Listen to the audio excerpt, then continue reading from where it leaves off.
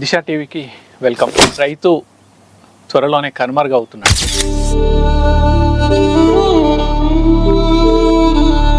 కొన్నేళ్ల తర్వాత రైతు ఉన్నాడు, గతంలో ఉండేవాడు, వ్యవసాయం చేసేవాడు అని చెప్పుకునే రోజులు నిజంగా వచ్చే అవకాశం.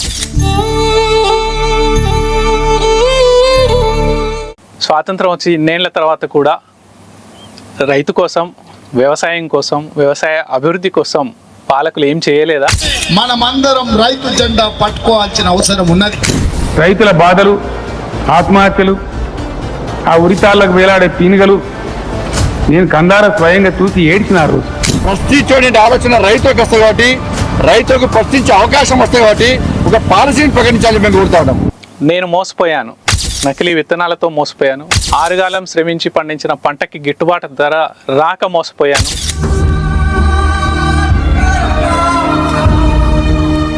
భారతదేశంలో 5,000 చట్టాలు ఉన్నాయంటే ఆశ్చర్యం. వ్యవసాయం చేసే ప్రతి రైతుకు న్యాయం దక్కాలి అనంటే, హక్కులు పొందాలంటే, ప్రశ్నించాలంటే ఆ హక్కులు ఏంటనేది, ఆ చట్టాలు ఏంటనేది అవగాహన ఉంటేనే సాధ్యం. అందుకే ఇది రైతుల కోసం చేస్తున్న వీడియో. మన ముందు భారతదేశంలోనే భూ చట్టాలు, వ్యవసాయ చట్టాల మీద సమగ్ర అవగాహన ఉన్నటువంటి భూమి సునీల్ గారు ఉన్నారు. సార్ నమస్తే. నమస్తే. భారతదేశంలో 5,000 చట్టాలు ఉన్నాయని మొన్న నాతో డిస్కషన్లో మీరు అన్నారు. ఇది నిజమేనా? అసలు ఇన్ని చట్టాలు ఉంటే రైతుకు ఎందుకు న్యాయం దక్కట్లేదు? 5,000 కేవలం భూమికి సంబంధించిన చట్టాలే. మీరు ఇంకా విత్తనాలు, ఎరువులు, పురుగు మందుల దగ్గర నుంచి మార్కెట్ వరకు చట్టాలు కలుపుకుంటే ఒక అంచనా ప్రకారం 8,000-9,000 చట్టాలు ఉంటాయి. ఒక్క తెలంగాణ విషయానికి వస్తేనే 124 భూమి చట్టాలు, మిగతా చట్టాలు కలుపుకుంటే 180 ఉంటాయి. ఒక 60 చట్టాలు విత్తనాలు, ఎరువులు, పురుగు మందులకు సంబంధించి. గడిచిన 2-3 ఏళ్ళుగా మీలాంటి వాళ్ళు బాగా రాయటమో, మాలాంటి వాళ్ళు మాట్లాడటం వల్ల కనీసం భూమికి సంబంధించి 5-10 చట్టాలన్నా తెలుస్తున్నాయి. కానీ ఒకప్పుడు భూమి చట్టాలు కూడా ఎన్ని ఉంటాయో కూడా తెలియదు. ఈ రోజున మీరు రైతు దాకా ఎందుకు పోతారు? ఒక వ్యవసాయ అధికారి దగ్గరికి పోయి రైతు కోసం ఎన్ని చట్టాలు ఉన్నాయని అడగండి. పోనీ ఒక చట్టం పేరు చెప్పమని అడగండి. ఒక రెవెన్యూ అధికారి దగ్గరికి పోయి తెలంగాణలో భూమికి సంబంధించి ఎన్ని చట్టాలు ఉన్నాయని అడగండి. ఒక చట్టం పూర్తి పేరు చెప్పమని అడగండి. మనం ఊరికి ఆర్ఓఆర్ చట్టం అంటాం కదా, ఆర్ఓఆర్ చట్టం పూర్తి పేరు ఏంటి, పిఓటి చట్టం పూర్తి పేరు ఏంటి అడగండి. లేదు. అంటే మన చట్టాల మీద అవగాహన స్థాయి ఆ లెవెల్లో ఉంది. ఆ చట్టాలని అమలు చేసే అధికారులకి తెలియనప్పుడు అరకదున్నుకునే సామాన్య రైతుకి ఎట్లా తెలుస్తుంది? మన దేశం దురదృష్టం ఏంటంటే, నేను లా విద్యార్థిగా చెప్తున్నాను. నేను ఒక 20 ఏళ్ళ కింద లా చదువుకునేటప్పుడే మాకు ఒక ప్రత్యేకమైన కోర్సు ఉండేది. అప్పటికి అట్లాంటి కోర్సు దేశంలో బహుశా 1-2 చోట్ల తప్ప లేదు, 2 చోట్లనే ఉండేది. నల్సారి విశ్వవిద్యాలయంలో, బెంగళూరులో ఉన్న ఒక లా స్కూల్లో. అప్పటికే అమెరికాలో పెద్ద ఎత్తున కోర్సు సక్సెస్ అయింది. అదేంటంటే లా అండ్ పావర్టీ అని నేర్పించేవాళ్ళు. చట్టము, పేదరికం మీద మాకు ఒక ప్రత్యేకమైన కోర్సు. పేదరిక నిర్మూలనకి చట్టాన్ని ఎట్లా వాడవచ్చు, చట్టం వాడుకుంటే పేదరికం నుంచి ఎట్లా బయటకు రావచ్చు. అందులో ఒక మాట అంటారు, అమెరికా లాంటి సమాజాలు, అంటే బాగా అభివృద్ధి చెందిన దేశాలు ఏవైతే ఉన్నాయో అక్కడ పెద్దోళ్ళు చట్టం వాడుకోవటం కాదు, చిన్నోళ్ళు కూడా చట్టాన్ని వాడుకునేలాగా చేశారు కాబట్టి అక్కడ మంచి ఫలితాలు వచ్చినాయి. దురదృష్టం మన దేశంలో చాలా అంశాలు మనం చట్టం వాడుకోం. చట్టాన్ని వాడని పెద్ద కమ్యూనిటీ, పెద్ద వర్గం ఎవరు అంటే రైతులే. ఇంతమంది మనం వ్యవసాయక దేశం అని చెప్పుకుంటాము. ఇప్పటికీ 60-70% జనాభా డైరెక్ట్గానో ఇండైరెక్ట్గానో వ్యవసాయం మీద ఆధారపడ్డ జనాభా.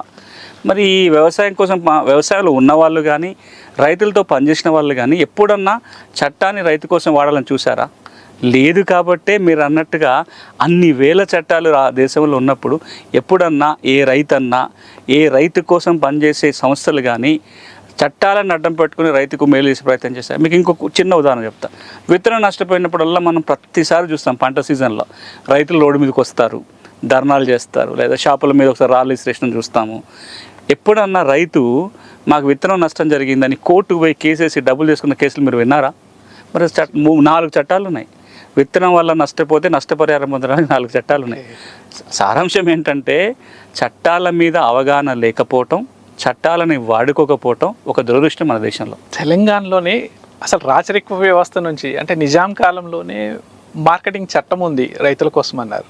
అది నిజమేనా? అసలు అమలైందా? 1937లో వ్యవసాయ మార్కెట్ల చట్టం ఉంది. మన భూమి చట్టం, తెలంగాణ ల్యాండ్ రెవెన్యూ యాక్ట్ ఎప్పుడు వచ్చింది? 1907లో వచ్చింది. భూములకు సర్వే సంబంధించిన వాళ్ళు ఎప్పుడున్నాయి? 1907లో వచ్చినాయి. అంటే నా దగ్గర నా ఆఫీస్లో నిజాం పరిపాలనలో 1900 సంవత్సరం నుంచి 1947-48 వరకు కూడా వచ్చిన చట్టాలన్నీ నా దగ్గర ఉన్నాయి. అప్పుడు ప్రభుత్వం చేసిన, అంటే అప్పుడు ప్రభువు చేసిన లేదా అప్పుడు ప్రభుత్వాలు చేసిన చట్టాలన్నీ కూడా మీరు ఒకసారి తిరిగేసి చూస్తే ఎన్నో ప్రోగ్రెసివ్ నియమాలు కనపడతాయి. మీరు అన్న మార్కెట్ల చట్టం ఉంది చూసారా, ఈరోజు మనం తెలంగాణలో ఏదైతే 1966లో చేసుకున్న మార్కెట్ల చట్టం ఇప్పుడు మనం పాటిస్తున్నామో, ఇందులో ఉన్న ఏవైతే కొన్ని ఉన్నాయో అప్పటికి మనకు 1937 ప్రోగ్రెసివ్ చట్టంలోనే ఉన్నాయి. మనం ఏదైతే భూమి చట్టాలలో కొన్ని నిబంధనలు ఇప్పుడు మనం చర్చించుకుంటున్నామో 1907లో చేసిన ల్యాండ్ రెవెన్యూ యాక్ట్లో ఉన్నాయి. అప్పటి నుంచి అంటే అప్పుడు ఒక సిస్టమేటిక్గా పని జరిగింది. రాను రాను ఏమైపోతుంది అంటే చట్టాలని డైల్యూట్ చేసుకున్నాం, చట్టాలను వాడుకోవటం మనం తగ్గించుకుంటూ వచ్చినాము.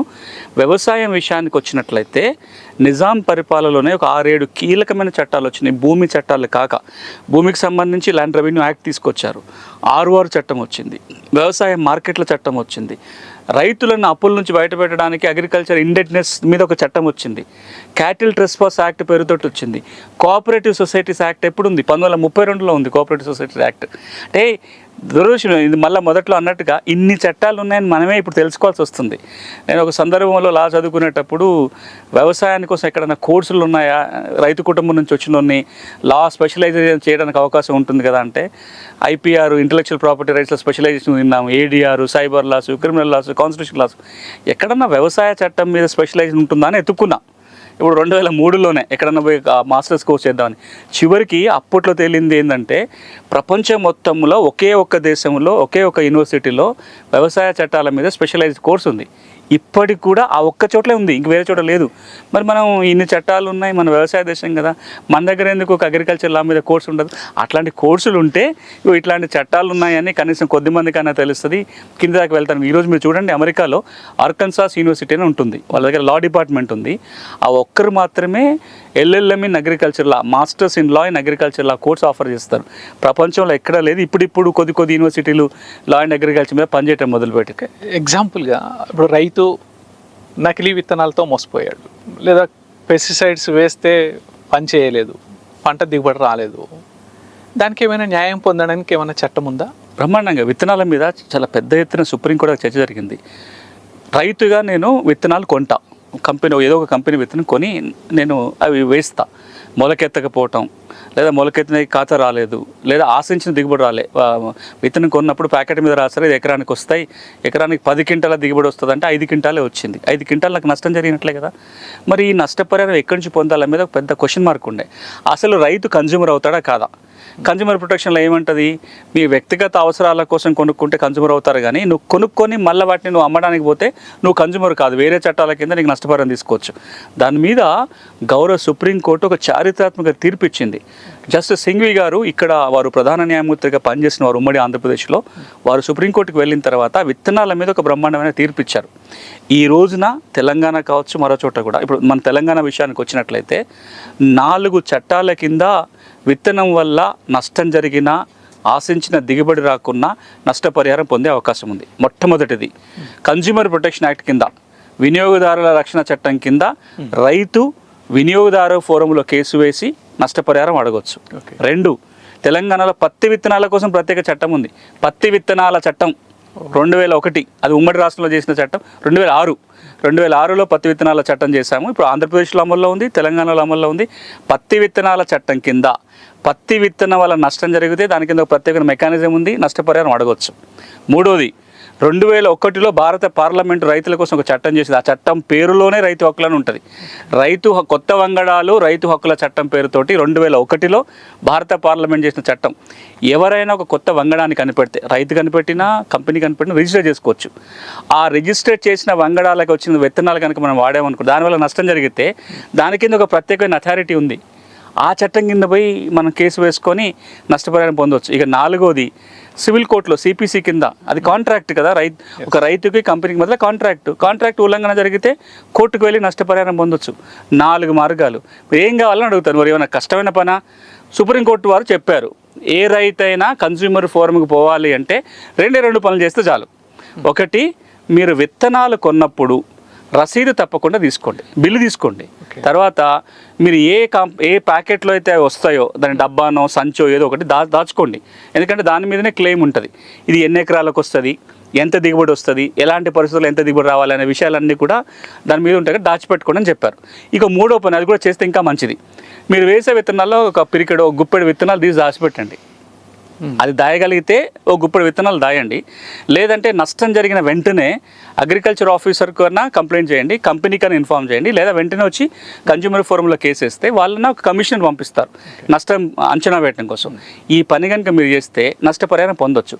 ఎంత పొందొచ్చు తెలుసా? కొన్ని కేసులు మీకు చెప్తా, సుప్రీంకోర్టు దాకా పోయిన కేసులు. హర్యానాలో ఒక రైతు తను బాస్మతి బియ్యం వేశాడు, బాస్మతి, అది నాకు నంబర్స్ గుర్తులేవు కానీ దాదాపుగా 24 లక్షల రూపాయల నష్టపరిహారం వచ్చింది. ఎట్లా లెక్క కట్టారు? 18 ఎకరాలు ఎంతో వేశాడు ఆయన. 18 ఎకరాల్లో ఉదాహరణకు చూసుకుందాం, ఎకరానికి 10 క్వింటాల దిగుబడి వస్తుందని చెప్పింది కంపెనీ, ఆయనకు 5 క్వింటాలే వచ్చింది. సుప్రీంకోర్టు లెక్కేసినప్పుడు ఏమందంటే దిగుబడి ఎప్పుడు వచ్చే నాటికి మార్కెట్లో కింటా వడ్ల ధర ఎంత ఉంది, ఎన్ని క్వింటాలు రావాల్సింది ఎన్ని వచ్చింది, 10 రావాల్సిన కాడ 5 వచ్చింది. ఆ 5 క్వింటాళ్ళకి ఆ రోజున మార్కెట్ల ధర ఎంత ఉందో దాని లెక్క కట్టి నష్టపరిహారం కింద కట్టిస్తే 24 లక్షల రూపాయల నష్టపరిహారం వచ్చింది. ఉమ్మడి ఆంధ్రప్రదేశ్లో కర్నూలు జిల్లా, మహబూబ్ నగర్, వరంగల్ జిల్లాలలో ఈ సీడ్ కంపెనీ వాళ్ళు సీడ్స్ తయారు చేయడం కోసం రైతులతో అగ్రిమెంట్ కుదుర్చుకుంటారు. మీరు వేయండి, దాన్ని విత్తనాల కోసం కొనుగోలు చేస్తారు.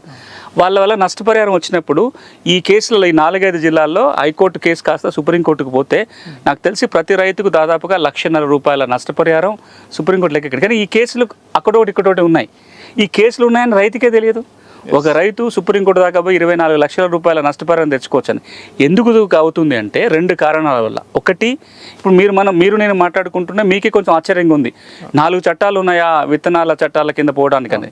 రైతుకు తెలియదు ఇట్లా పోవచ్చు అని. ఒకవేళ తెలిసినా ఎక్కడికి పోవాలి, ఎట్లా పోవాలని ఒక గందరగోళం. ఈ కన్జ్యూమర్ ఫోరం పోవడానికి మీరు ఖర్చు కూడా కాదు, లాయర్ కూడా పెట్టుకోలేకపోయినా పర్వాలేదు. జిల్లా కన్జ్యూమర్ ఫోరం ఉంది, స్టేట్ కన్జ్యూమర్ ఫోరం ఉంది. మీరు చేయాల్సిందల్లా ఒక అప్లికేషను, మీ బిల్లు జిరాక్స్, ఆ లేబుల్ ఏదో ఉందో దాని ఒక జిరాక్స్ పెట్టి వేసినా సరే నష్టపరిహారం వస్తుంది. మీకు ఇంకొక ఆశ్చర్యకరమైన విషయం చెప్తా.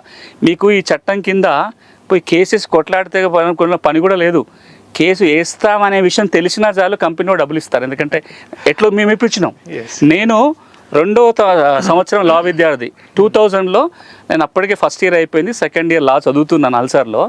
వరంగల్లో పోయి ఒక 6 గ్రామాలలో మేము వివాదరహిత గ్రామాలకు తేయాలని పైలట్ కోసం వెళ్ళాం. డోర్నకల్ మండలం కింద వస్తుంది అది.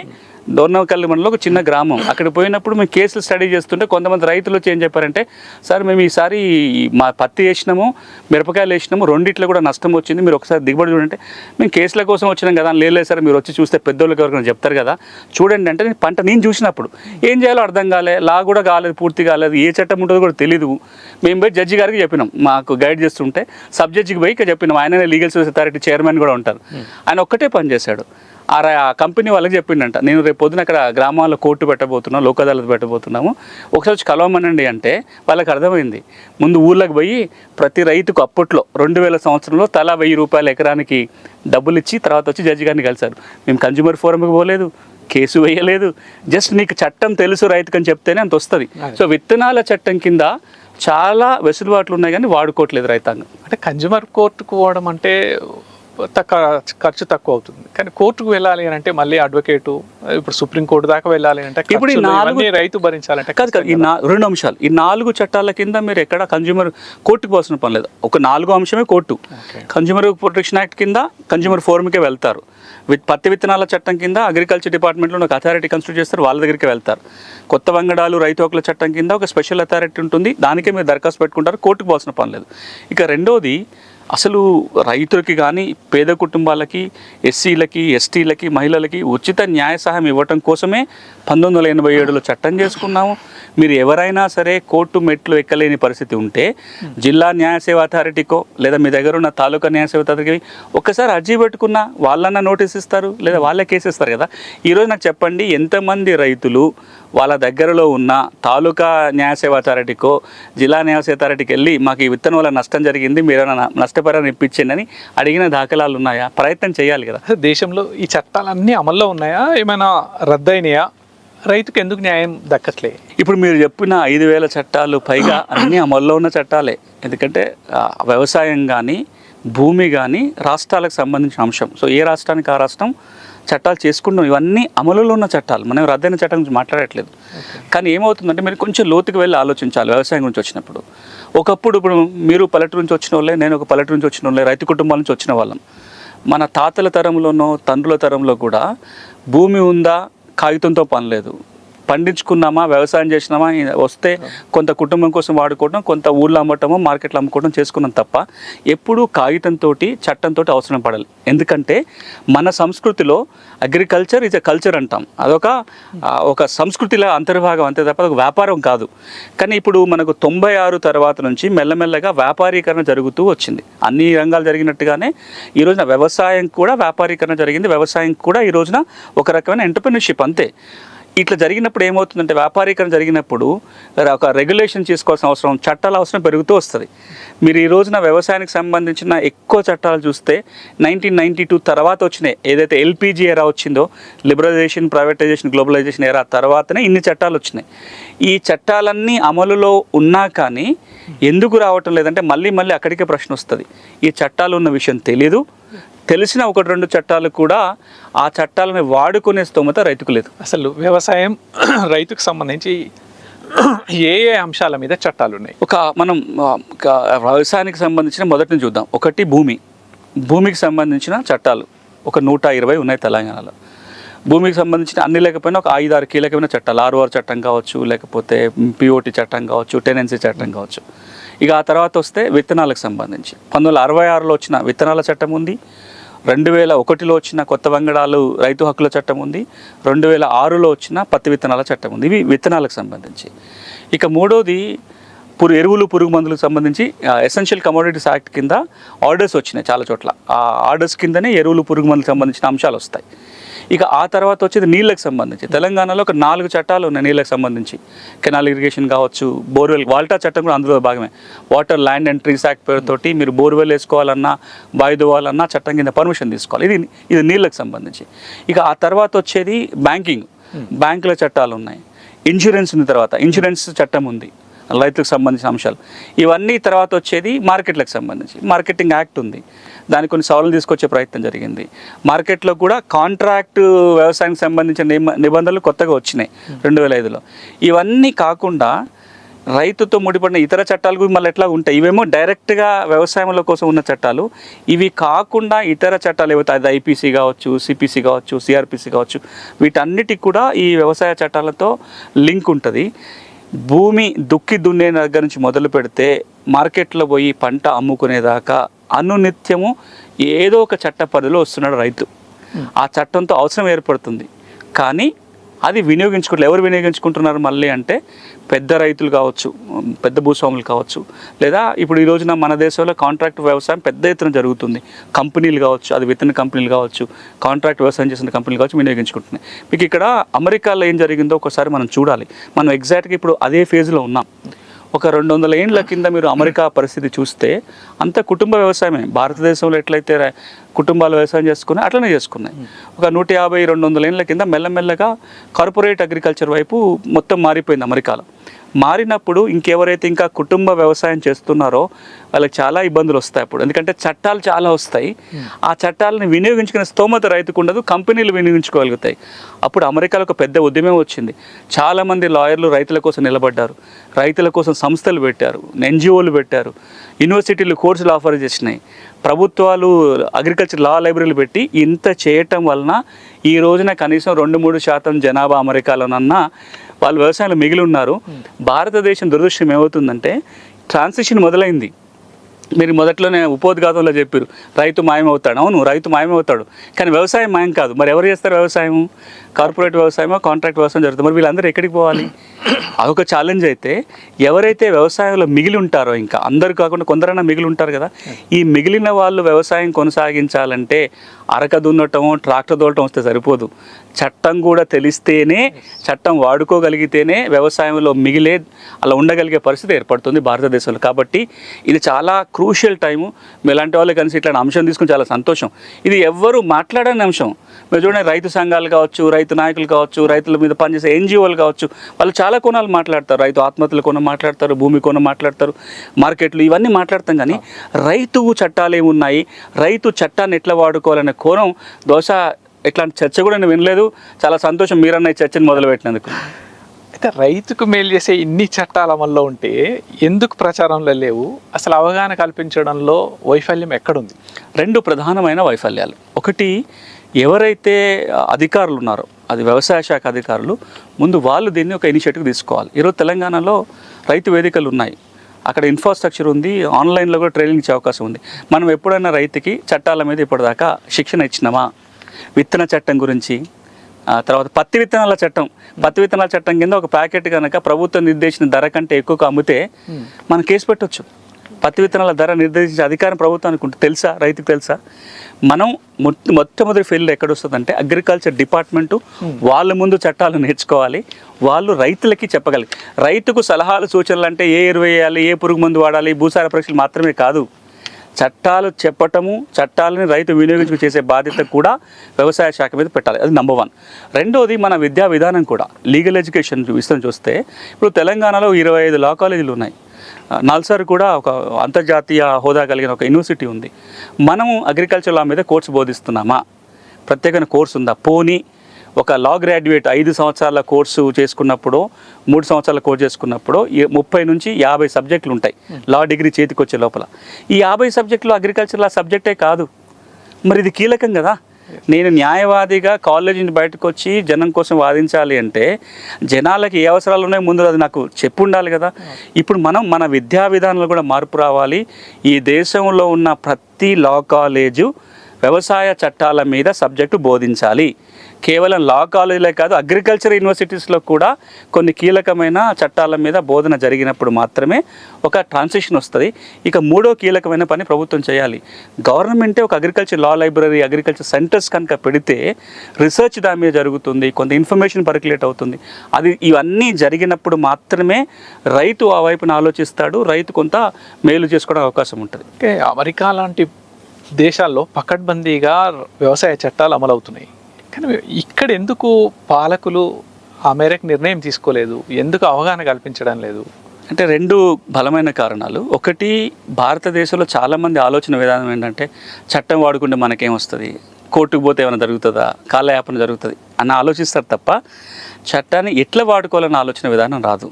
ఇప్పుడు ఉదాహరణకి చట్టం ఎట్లాంటిదంటే మన పక్క నుంచి పోతున్న నీటి ప్రవాహం లాంటిది. దానికి ఒక గండేసి మన వైపు తీసుకుంటే నీళ్ళు మన వైపు వస్తాయి, లేదనుకుంటే ఇంకోవైపు లాగితే ఇంకో లాగిపోతుంది. నేను ఎప్పుడు జోకేస్తూ ఉంటాను, నేను వరంగల్ జిల్లా వాడిని కాబట్టి మరిపడ నుంచి సూర్యాపేటకు ఒక రోడ్డు ఉండేది, అది ఎప్పుడు ఊరికే మెలకలు తిరుగుతుపోయి ఉండేది. చిన్నప్పుడు బస్సులో వస్తున్నప్పుడు అడిగేవాడిని ఎందుకు ఇన్ని మెలకలు తిరిగిందంటే అటు పక్కన భూస్వామికి రోడ్డు రావటం ఇష్టం లేదు కాబట్టి ఇటు వచ్చింది, ఇటానికి రావాలి కాబట్టి అంటే రోడ్డు ఎట్లా లాగితే అట్లా వచ్చింది. చట్టం కూడా అచ్చం అట్లాంటిదే. మనం వాడుకుంటే ఉపయోగపడుతుంది, మనం వాడుకోకపోతే అది మనకు ఉపయోగపడదు. ఈ రోజున ఈ సంస్కృతి పోవాలి. అంటే చట్టాన్ని వాడుకుంటే మనకేం వస్తుంది అని కాకుండా చట్టాన్ని వాడుకుంటే మేలు జరుగుతుంది, దాన్ని వాడుకోవటం మనం మొదలు పెట్టాలి. ఇది నెంబర్ 1. ఇక రెండవది ఏంటంటే భారతదేశంలో మిగతా అన్ని అంశాలలాగానే ఎడ్యుకేషన్ లెవెల్సే, ఇల్లిటరసీ చాలా ఎక్కువ, లీగల్ లిటరసీ ఇంకా చాలా ఎక్కువ. అంటే చదువుకున్న వాళ్ళకు కూడా చట్టాల మీద అవగాహన ఉంది. ఈ రోజున ఇప్పుడు భూమి ఉన్న వాళ్ళకి, వాళ్ళ పెద్ద పెద్ద హోదాలు ఉన్న వాళ్ళకి కూడా పహానీ అంటే ఏంటో తెలియదు, పాస్బుక్ అంటే తెలియదు, ROR చట్టం తెలియదు. మరి మామూలు రైతుకి ఎట్లా తెలుస్తుంది? ఈ రోజున భారతదేశంలో ఏ విప్లవం వచ్చినా రాకపోయినా ఒక న్యాయ విప్లవం రావాలి, లీగల్ అవేర్నెస్ పెద్ద ఎత్తున జరగాలి. చట్టం వచ్చి 25 ఏళ్ళు అవుతుంది కానీ అంత పెద్ద ఎత్తున మనం చట్టాల మీద అవగాహన పెంపొందించి, మరీ ముఖ్యంగా రైతులకు పనికొచ్చే చట్టాల మీద ఇప్పటిదాకా అట్లాంటి కృషి జరగలేదు.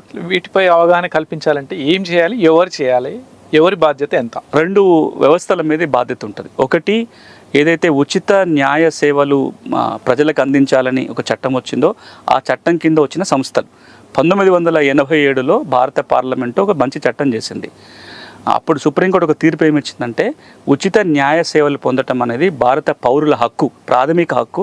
కాబట్టి దానికి సేవలు మీరు అందించాల్సిన ఒక తీర్పు వచ్చిన తర్వాత అప్పటి ప్రభుత్వం ఒక చట్టం చేసి 1995 నుంచి ఆ చట్టాన్ని అమలు చేస్తున్నారు. ఆ చట్టం కింద 4-5 అంచెల లీగల్ సర్వీస్ అథారిటీస్ ఉన్నాయి. తాలూకా స్థాయిలో, జిల్లా స్థాయిలో, రాష్ట్ర స్థాయిలో, కేంద్ర స్థాయిలో. ఇదంతా జ్యుడిషియరీ కంట్రోల్లో ఉంటుంది. ఆ సంస్థ కింద పారాలీగల్ వాలంటీర్స్ ఉన్నారు, జడ్జిలు ఉన్నారు, రకరకాల వ్యక్తులు ఉన్నారు. వాళ్ళ యొక్క టార్గెట్ అంటే వాళ్ళ చట్టం వాళ్ళకి విధించిన బాధ్యత ఏంటంటే చట్టాల మీద అవగాహన పెంపొందించాలి, చట్టాలతో అవసరం ఏర్పడ్డప్పుడు ఉచిత న్యాయ సేవలు అందించాలి. లాయర్ అవసరమైతే ఉచితంగా లాయర్ని పెట్టాలి, ఉచిత సలహా కావచ్చు, ఉచిత సలహా ఇవ్వాలని అంటున్నారు. ఈ చట్టము 90 నుంచి అమలు జరుగుతూ చాలా అంశాల మీద వాళ్ళు మంచి పనులు జరుగుతున్నాయి. క్రిమినల్ చట్టాల మీద కావచ్చు, బాల కార్మిక వ్యవస్థ మీద కావచ్చు, గిరిజనుల సమస్యల మీద కావచ్చు, ఇట్లా రకరకాల వాటి మీద చాలా పని చేశారు. కానీ వ్యవసాయము రైతుల విషయానికి వచ్చినట్లయితే ఇప్పటిదాకా దాని మీద ఇప్పుడు శ్రద్ధ పెట్టలేదు, అది జరగలేదు. ఇప్పుడిప్పుడే కొన్ని మేమే పైలట్ కార్యక్రమాలు చేసే ప్రయత్నం చేస్తున్నాము. ఇప్పటికైనా సరే న్యాయ సేవా సంస్థ ఏదైతే ఉందో వారు ఈ బాధ్యత తీసుకోవాలి. రైతులకు చట్టాలు చెప్పే బాధ్యత, రైతుకు చట్టంతో అవసరం పడ్డప్పుడు సహాయంగా నిలబడాల్సిన బాధ్యత లీగల్ సర్వీస్ అథారిటీస్ తీసుకోవాలి. ఇక రెండవది వ్యవసాయ శాఖ. ఏ శాఖ అయితే రైతుల కోసం పనిచేస్తుందో వాళ్ళ గిట్టుబాటు ధర వచ్చేటాగా వాళ్ళ ఎరువులు పురుగులు ఏమో సలహాలు ఇవ్వటం, పంట బాగా పండాలంటే సలహాలు సూచనలు ఇవ్వాల్సింది కూడా అగ్రికల్చర్ ఎక్స్టెన్షన్ ఆఫీసర్సే. అందులో అంతర్భాగంగానే వాళ్ళకి చట్టంతో అవసరం పడ్డప్పుడు సలహాలు సూచనలు ఇచ్చే బాధ్యత కూడా వ్యవసాయ శాఖ తీసుకోవాలి. ఇక మూడవది, ఎవరైతే రైతుల కోసం పనిచేస్తున్న సంస్థలు ఉన్నాయో అవి రాజకీయ పక్షాలు కావచ్చు, రాజకీయ పక్షాలకు అనుబంధంగా ఉన్న రైతు సంఘాలు కావచ్చు, ఎన్జిఓలు కావచ్చు, సివిల్ సొసైటీ కావచ్చు, రైతు మీద కన్సర్న్ ఉన్న ప్రతి వాళ్ళు కూడా ఇది కూడా వాళ్ళ బాధ్యతగా తీసుకున్నప్పుడు మాత్రమే అనుకున్న లక్ష్యం నెరవేరుతుంది. లీప్స్ సంస్థ అధ్యక్షుడిగా ఉన్నారు, చాలా కార్యక్రమాలు నిర్వహించారు. ఎలాంటి ప్రయత్నం చేశారు ఈ చట్టాల మీద అవగాహన కల్పించడానికి? మీకు మొదటిగా అన్నట్టుగా ప్రేరణ ఏంటంటే రైతుకు చట్టాన్ని చుట్టం చేయాలి. అందుకే పేరే అది పెట్టాం, legal empowerment and assistance for farmer society. దాని పూర్తి పేరు. లీఫ్ అంటే ఆకు అనే అర్థం రావాలి, ప్లస్ దాని ఫుల్ ఫామ్ అట్లా వచ్చినట్టుగా పెట్టి ఇది ఎప్పటి నుంచో మదన పడుతున్నాం. 2008 నుంచి ఆలోచన, లా విద్యార్థిగా రైతులకు ఏం చేయాలని ఆలోచన వచ్చినప్పుడు 2018లో ఈ సంస్థకు ఒక రూపం వచ్చింది. మహాత్మా గాంధీ చంపారణ్లో అడుగుపెట్టిన 100 ఏళ్ల సందర్భంగా సెంటనరీ సెలబ్రేషన్ జరుగుతున్నాయి. మహాత్మా గాంధీ గారు మొట్టమొదటిగా చంపారణ్ రైతుల కోసం పోయినప్పుడు ఆయన న్యాయవాదిగా వెళ్ళాడు. ఇంకో 10 మందిని న్యాయవాదులు కూడగట్టుకొని రైతుల కోసం ముందు ఆయన న్యాయ పోరాటమే చేశాడు. దాన్ని స్ఫూర్తిగా తీసుకొని నేను అందరినీ కొంతమంది లాయర్లను కూడగట్టి, చట్టం తెలిసిన వాళ్ళని కూడగట్టి రైతుకి చట్టం చూడటం చేయాలనే లక్ష్యంతో స్టార్ట్ చేశాము. ఒక 4-5 కీలకమైన పనులు చేస్తున్నాం. కొన్నేళ్ల పాటు 18 నుంచి నిన్న మొన్నటి వరకు కూడా ప్రతి శనివారం సాయంత్రం 6 నుంచి 7 గంటలకి ఏ రైతైనా ఫోన్ చేయొచ్చు. భూమి సమస్య ఉన్నా, వ్యవసాయానికి సంబంధించిన సమస్య ఉంటే ఉచితంగా సలహాలు ఇచ్చినాం. మేము గ్రామాలకు వెళ్ళి భూ న్యాయ శిబిరాలు పెడుతున్నాం. ఇవి కాకుండా ఎప్పటికప్పుడు రైతులకు ట్రైనింగ్లు ఇస్తున్నాం. సాగు న్యాయం అని ఒక యూట్యూబ్ ఛానల్ పెట్టాం. భూమి సంగతులు అనేదేమో రెవెన్యూ చట్టాల మీద, సాగు న్యాయం అనేది వ్యవసాయ చట్టాల మీద అవగాహన కల్పించింది. ఇవన్నిటితో పాటుగా గత సంవత్సరం ఒక ముఖ్యమైన కార్యక్రమం తీసుకున్నాం. గౌరవ హైకోర్టు వారి సపోర్ట్ తోటి లీగల్ సర్వీస్ అథారిటీ, నల్సార్ విశ్వవిద్యాలయాలు అందరూ కలిసి వస్తే ఏదైతే రైతుకు చట్టాన్ని చుట్టం చేయాలి మేము అంటున్నామో అది జరగాలంటే ప్రతి ఊళ్ళో ఒక వ్యక్తి ఉండాలి, ప్రతి ఊళ్ళో ఒక క్లినిక్ ఉండాలి. ఒక ఆర్ఎంపీ డాక్టరో లేకపోతే హెల్త్ క్లినిక్ ఇంకేదో ఉన్నట్టుగా చట్టాలకు కూడా ఉపయోగపడడానికి ఒక క్లినిక్ ఉండాలనే ఉద్దేశంతో అగ్రి లీగల్ ఎయిడ్ క్లినిక్ అని నామకరణం చేసి దేశంలోనే మొట్టమొదటి agri legal aid clinic Bammera గ్రామంలో పెట్టాం. జనగాం జిల్లా ఇంతకుముందు ఉమ్మడి వరంగల్. బమ్మెర గ్రామం పెట్టడానికి ఒక కారణం ఉంది. పోతన గారు అలకదున్న నేల పక్కనే పెట్టినాం. ఆయన ఈ క్లినిక్ ఎక్కడైతే ఉందో ఆ పక్కన 4 ఎకరాలు బమ్మెర పోతన గారు ఆయన భూమి అంటే అది సింబాలిక్గా ఉంటుంది అనే ఉద్దేశంతో బమ్మెర గ్రామంలో మొదలుపెట్టాం. దాంతోపాటుగా వరంగల్ జిల్లా కోర్టులో, ఇప్పుడు హన్మకొండ జిల్లా కోర్టులో దేశంలోనే మొట్టమొదటి agri legal aid clinic start అయింది. అది లీగల్ సిస్టమ్ ఆధ్వర్యంలో నడుస్తుంది. మేము టెక్నికల్ సపోర్ట్ ఇస్తున్నాము. లక్ష్యం ఏంటంటే రాబోయే రోజులలో 7 లక్షల పైచిలకు గ్రామాలు భారతదేశంలో ఉన్న అన్ని గ్రామాలలో కూడా బమ్మెర లాంటి అగ్రి లీగల్ ఎయిడ్ క్లినిక్లు రావాలి, రైతుకు సాయం చేయాలనే ఉద్దేశంతో రాబోయే రోజుల్లో కొంత దాన్ని విస్తృతపరచబడుతున్నాం. ఇప్పటికే తెలంగాణ లీగల్ సర్వీస్ అథారిటీ వాళ్ళు దీన్ని స్ఫూర్తిగా తీసుకొని ఇంకొక 100 గ్రామాలలో దీన్ని క్లినిక్లు ఏర్పాటు చేశారు. అప్పుడు లీగల్ సర్వీస్ అథారిటీ ఎగ్జిక్యూటివ్ చైర్మన్గా పనిచేసిన జస్టిస్ నవీన్ రావు గారు చాలా చొరవ చూపారు. ఆయన చాలాసార్లు వారికి మేము వివరించడం జరిగితే, అంటే నాలాంటి వాళ్ళు ఒక ఎన్జిఓలో పనిచేస్తూ సలహా చెప్పగలుగుతాం, లేదా 1-2 చోట్ల చేసి చూపించగలుగుతాం. కానీ అది వ్యవస్థీకృతం జరగాలంటే, రాష్ట్రమంతా జరగాలంటే ఏదో ఒక వ్యవస్థ దాన్ని భుజాల మీద వేసుకోవాలి. అట్లా లీగల్ సర్వీస్ అథారిటీ వాళ్ళు తమ భుజాల మీద వేసుకున్నారు దీన్ని ముందుకు తీసుకెళ్ళడానికి. దేశమంతా దీని మీద మంచి అప్రిషియేషన్ వచ్చింది. కాబట్టి రాబోయే రోజుల్లో లీఫ్ ఈ సేవలు కొనసాగిస్తుంది. ఇంకా చాలా ఆలోచనలు ఉన్నాయి. అగ్రికల్చర్ కోర్సులు స్టార్ట్ చేయాలని, అగ్రికల్చర్ లా కోర్సులు స్టార్ట్ చేయాలని, ప్రతి గ్రామానికి వాలంటీర్ తయారు చేయాలని ఇప్పటికైతే ఈ విధంగా మొదలుపెట్టాం. రాబోయే రోజుల్లో దేశమంతా అమెరికా లాగా కొంత రైతుకు చట్టం చుట్టం కావాలనేదే లక్ష్యం. ప్రతి ఊర్లో రైతుకి నాకు అన్యాయం జరిగింది లేదా నష్టం వాటిల్లింది అని ఆవేదన వ్యక్తం చేస్తాడు. దీనికి ఫలానా చట్టం కింద నీకు న్యాయం జరుగుతుంది అని చెప్పడానికి ఒక మనిషి కావాలి. ఆ మనిషి అగ్రి లీగల్ ఎయిడ్ ద్వారా నియమిస్తారు. అయితే ఇది రాష్ట్ర ప్రభుత్వం ఎందుకు చేయకూడదు? చేయాలి. ఇక మా ఉద్దేశం కూడా రాష్ట్ర ప్రభుత్వమే చేయాలి. మీలా నాలాంటి వాడైనా పైలట్ చేయగలుగుతారు, మీలాంటి వాళ్ళు మాట్లాడగలుగుతారు, చెప్పగలుగుతారు. కానీ అంతిమంగా ఎవరు చేయాలి? నేను ఇంతకుముందు అంటే వ్యవస్థలు చేయాలి. తెలంగాణ రాష్ట్ర ప్రభుత్వం వ్యవసాయ శాఖ దీన్ని బాధ్యతగా తీసుకొని ఇక్కడ అన్ని చోట్ల ఇప్పుడు రైతు వేదికలు ఉన్నాయి, చాలా చోట్ల అవి ఖాళీగానే ఉన్నాయి. ఇప్పుడు అక్కడ ఏమీ పెద్ద యాక్టివిటీ కూడా ఏమీ లేదు. తర్వాత ఇన్ఫ్రాస్ట్రక్చర్ ఉంది, అక్కడ నుంచి హైదరాబాద్లో కూర్చొని మీరు అన్ని రైతు వేదికల్లో ఉన్న వాళ్ళతో మాట్లాడవచ్చు. నా కోరిక ఏంటంటే ఈ రోజున ఇప్పటికిప్పుడు తెలంగాణ రాష్ట్ర ప్రభుత్వం రైతు వేదిక ఉన్న ప్రతి చోట ఒక ఆదర్శ రైతుని, ఒక చదువుకున్న రైతు, కొంత ప్రాజెక్ట్ ఉన్న రైతుని మీరు అక్కడ ఒక వాలంటరీగా నియమించండి. రోజుకు కొన్ని గంటల పాటు అక్కడ సమయం కేటాయించేటట్టుగా ఆ వ్యక్తికి ట్రైనింగ్ ఇవ్వండి. ట్రైనింగ్ ఇచ్చి ఒక చేతిలో ఒక ట్యాబ్ పెట్టండి, రైతులకు గైడ్ చేయడానికి ఆయనకు ఉపయోగపడతాడు. ఒకటి. రెండోది, రైతు వేదికలని ఆసరాగా తీసుకొని నెలకొక్కసారన్నా ఒక్కొక్క అంశం మీద ట్రైనింగ్, ఒక 5-6 అంశాలు చాలా కీలకమైన ఉంటాయి. విత్తనం వల్ల నష్టపోతే ఏం చేయాలి, పాస్బుక్ రాకపోతే ఏం చేయాలి, ఇట్లా కొన్ని కీలకమైన అంశాల మీద కనుక మీరు శిక్షణ ఇవ్వగలిగితే నిజంగా తెలంగాణ ప్రభుత్వం దేశానికి ఒక ఆదర్శంగా నిలవడానికి అవకాశం ఉంటుంది. ఒకటి. రెండోది, ఇంకొక మీరు ప్రభుత్వం ప్రస్తావన చేశారు కాబట్టి గవర్నమెంట్ యూనివర్సిటీస్ ఏవైతే ఉన్నాయో, కాకతీయ యూనివర్సిటీ కావచ్చు, ఉస్మాన్ యూనివర్సిటీ కావచ్చు, లేదా పాలమూరు యూనివర్సిటీ కావచ్చు, ఇవన్నీ ఏవైతే యూనివర్సిటీస్లో లా కోర్సులు ఉన్నాయో వాళ్ళందరినీ బలంగా కోరుకునేది ఏంటంటే మీరు ఒక సబ్జెక్ట్ మొదలు పెట్టండి, లా అండ్ అగ్రికల్చర్. ఆ కోర్స్ కనుక మీరు చేయగలిగితే లాయర్లు తయారై వస్తారు. ఇటు గ్రామాలలో రైతుకు అవగాహన పెరుగుతుంది, ఇటు సర్వీస్ ఇచ్చే లాయర్లు కూడా తయారైనప్పుడు నిజంగానే రైతు పక్కన నిలబడే కొంత 10 మందో 20 మందో 100 మందో లాయర్లు తయారైతే చాలా ఇంపాక్ట్ కనపడుతుంది. న్యాయ వ్యవస్థ ద్వారా ఈ చట్టాల మీద అవగాహన కల్పించేందుకు ఏమేమి కార్యక్రమాలు చేస్తే బాగుంటుంది? 2 సూటిగా సూచన ఇంతకుముందు మనం చాలా డీటెయిల్గా మాట్లాడు. ఒకటి, ప్రతి శనివారము లీగల్ సర్వీస్ అథారిటీ తరఫున గ్రామాలకు పోయి న్యాయ అవగాహన సదస్సులను పెడతారు. చాలా చోట్ల వారానికి ఒకసారి ఎక్కడో ఒక చోట జరుగుతుంటుంది. నా మనవి ఏంటంటే ఆ అవగాహన సదస్సులో వ్యవసాయ చట్టాలను ఒక సబ్జెక్ట్గా పెట్టండి.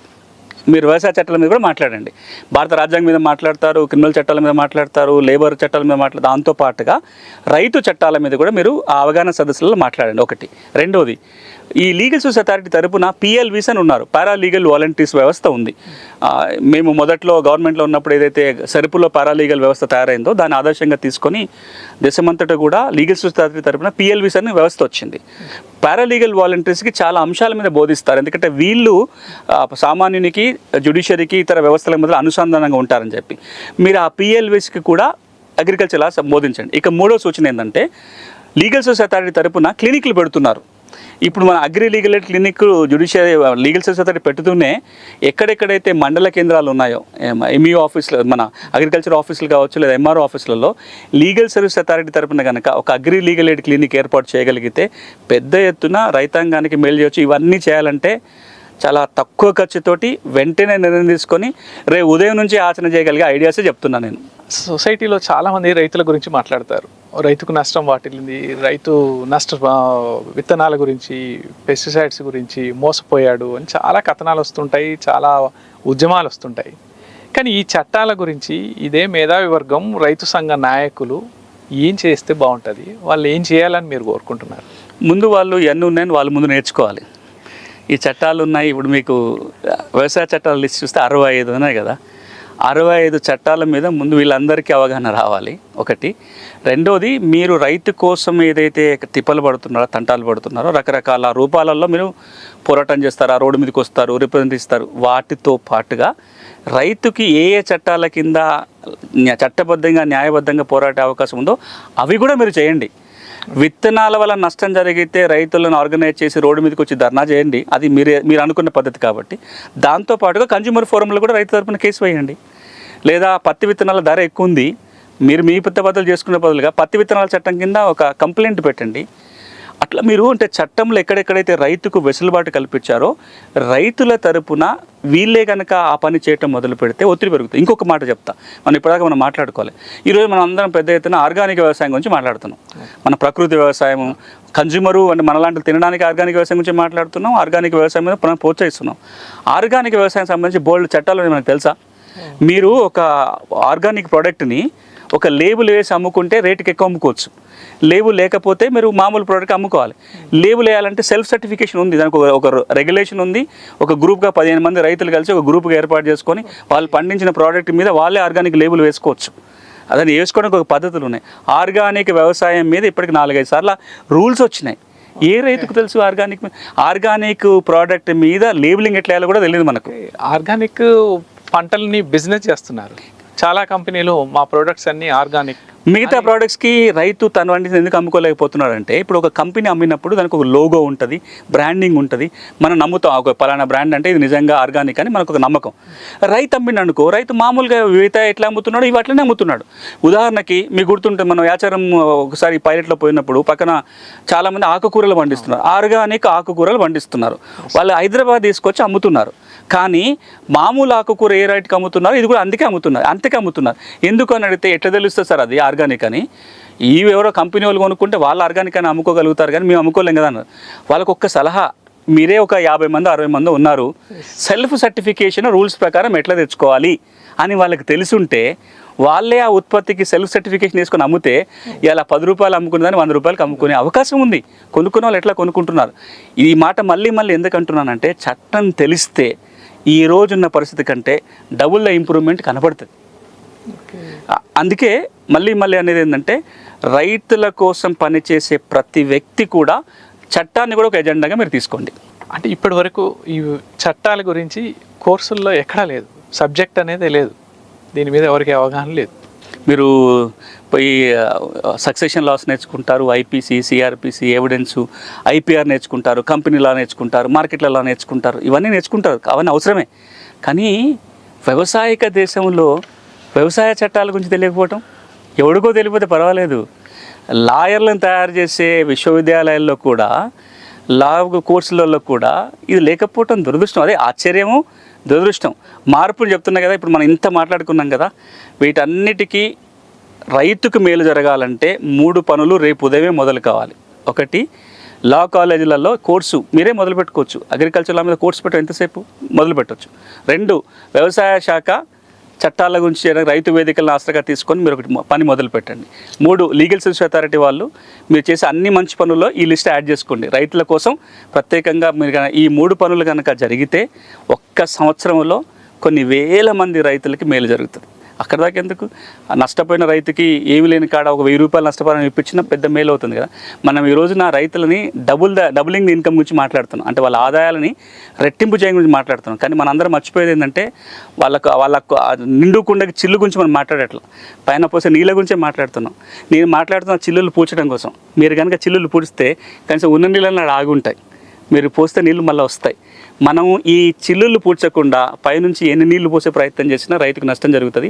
చట్టాన్ని వాడుకోవటం అంటే ఆ చిల్లులు పూడ్చడం లాంటిది, రైతుకు మేలు చేయటం. Sir thank you very much sir. ఇన్ని చట్టాలు ఉన్నాయి, రైతుకి ఇంత భరోసా కల్పించే, వ్యవసాయానికి ఇంత భరోసా కల్పించే చట్టాలు ఉన్నాయని చెప్పారు. అసలు వాటిని అన్నిటిని ఆచరణలో చూపించగలిగితే వ్యవసాయం మరింతగా పెరుగుతుందే తప్ప తగ్గదు. రైతు ఎల్లకాలం బతుకుతూనే ఉంటాడు. వ్యవసాయ చట్టాలు అనేవి అనేకం ఉన్నాయి. రైతుని కాపాడుకోవాలి అంటే వ్యవసాయం ఎలాగ ఉంటుంది, సార్ చెప్పినట్లు రైతుకు బదులు కార్పొరేట్ వ్యవసాయం అనేది రాబోతుంది. కానీ రైతు బతకాలి అని అంటే ఈ చట్టాల మీద అవగాహన కల్పించాల్సిన అవసరం ఉంది. విత్తనాల దగ్గర నుంచి పంట పండించిన తర్వాత గిట్టుబాటు ధర పొందే వరకు చట్టాలు ఉన్నాయి. వాటన్నింటి గురించి అవగాహన కల్పించాల్సిన బాధ్యత అయితే అందరి మీద ఉంది. ప్రతి రైతుకి ఈ వీడియోని షేర్ చేసేటట్టు, తెలిసేటట్టు, అవగాహన కల్పించేటట్లు మీరు ప్రయత్నిస్తారని మనస్ఫూర్తిగా కోరుకుంటున్నాను. Thank you very much.